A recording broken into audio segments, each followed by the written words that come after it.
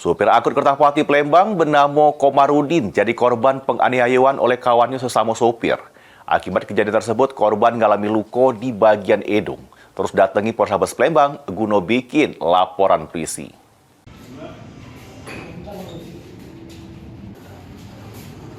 Nasib apes yang dialami oleh Komarudin, salah sikok sopir angkot jurusan Kertapati Palembang, sudah dianiaya oleh kawannya sesama sopir. Atas kejadian tersebut, korban laju datangi Polrestabes Palembang bikin laporan polisi. Korban nyerito ke dirinya yang sedang ngawak mobil angkot Kertapati pas di lokasi kejadian di Jalan Kimarogan, Kecamatan Kertapati Palembang, tepatnya di depan lorong purba, ada mobil di depannya ngerem ngejut. Korban yang panik melok ngerem, rupanya mobil terlapor yang berada di belakang mobil korban melok ngerem juga. Tak cuma sampai situ baik, karena terlapor merasa tidak seneng, terus turun dari mobil, langsung gocok korban. Atas kejadian tersebut, korban mengalami luka di hidung sama bengkak di kepala.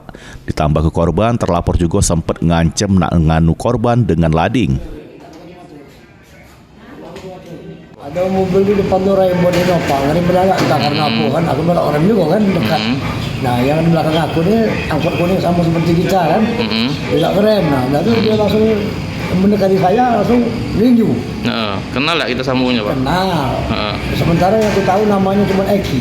Eki. Ya. Ngocok. Supir satunya yang bawa mobil nggak bertindak, tapi yang Eki itu kan numpang Nokia aja. Nah, ini dia bertindak. Langsung ngantem kening dan hidung. Nah, setelah dia Sempat dia ngambil sajam dalam tas pinggang. sempat ngancem kita, Pak ya? Jangan nyampe sajam. Mbak, ini laporan korban sudah diterima pihak kepolisian. Terus bakal ditindaklanjut oleh petugas Satreskrim Polrestabes Palembang. Suryadi, PAL TV.